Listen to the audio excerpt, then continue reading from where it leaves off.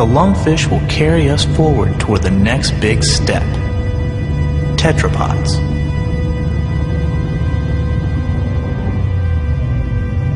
$365 million years ago, fish living in shallow waters traded fins for legs, had simple lungs as well as gills, and became the first tetrapods.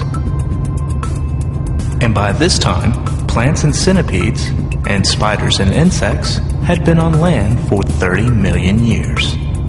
The earth was green and the skies were blue with an oxygen-rich atmosphere. 340 million years ago, the first true amphibians began to harvest the resource by coming onto land to feed. But they had to keep their skins moist and had to return to the water to breed.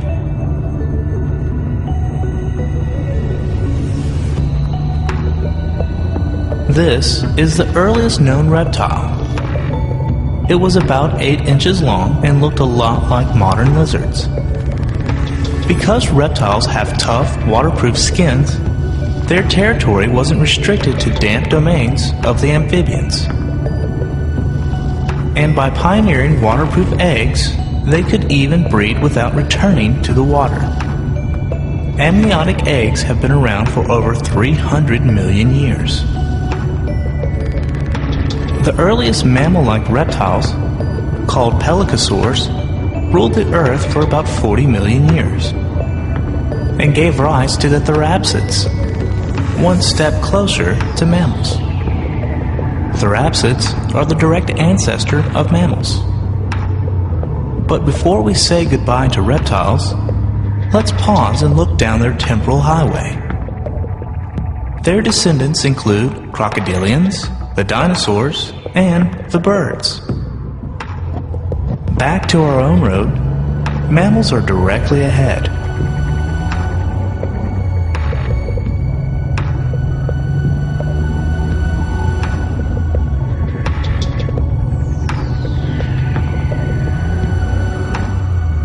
It is now 220 million years ago, and the cynodonts have arrived on the scene. They have nearly all the features of mammals. Most early mammals were small and shrew-like animals that fed on insects. It is likely they had a constant body temperature, milk glands for their young, and the beginnings of a neocortex region of the brain. But this is also the era of the first dinosaur, so our ancestors will have to wait their turn to rule. 125 million years ago, two new developments paralleled each other: marsupials and eutheria. Marsupials would give rise to kangaroos and their cousins, but our line lies with eutheria, which have a placenta. The earliest eutheria resemble a small mouse. 90 million years ago, we part lines with elephants and manatees. 85 million years ago, so long to horses, dogs, and cats. 75 million years ago, we part ways with mice and rodents. Primates are directly ahead.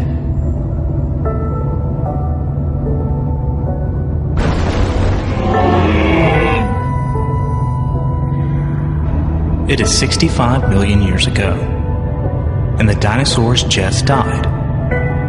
And a small animal that looked like a cross between a squirrel and a monkey becomes the ancestor of all primates.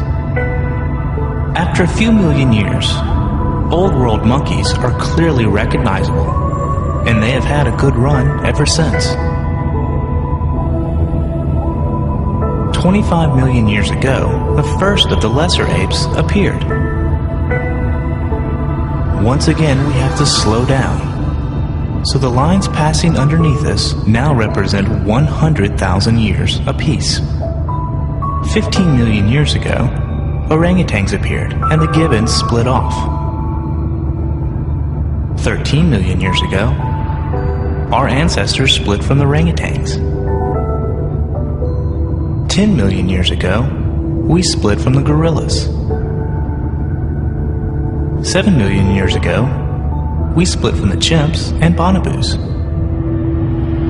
The earliest known human ancestor, postdating the separation of the human and the chimpanzee lines, is in our sights.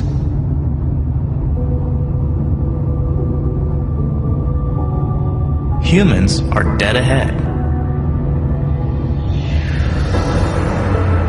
Our ancestral path at this point is a bit indefinite, primarily because there are many species of hominids who could be in our ancestral line, or maybe not. But although we lack specifics, there is enough evidence to give a good outline of our history. This is Tumai. It is the oldest known hominid, and dates between 6 and 7 million years ago. Auroran dates about 6 million years ago and was probably bipedal. Ardipithecus lived from 5.8 to 4.4 million years ago. This is Kenyaanthropus from 3.5 million years ago.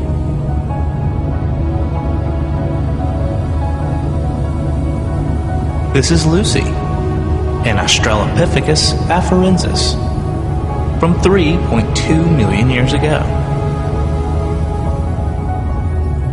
Meet Australopithecus africanus. He is from 2.5 million years ago. Homo habilis, from 1.9 million years ago, was found with tools. Homo ergaster dates to 1.6 million years ago.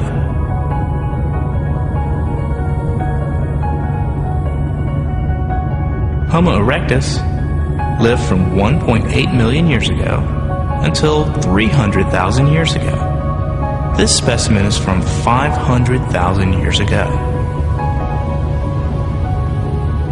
Homo sapiens includes ourselves as well as several, perhaps many other subspecies.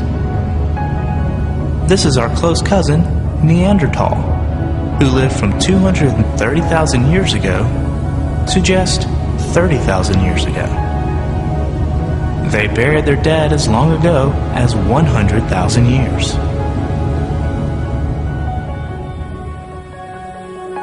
This woman is the mother of all mankind, the common ancestor from whom we all descend. She lived 150,000 years ago in East Africa, and everyone on Earth is related to her.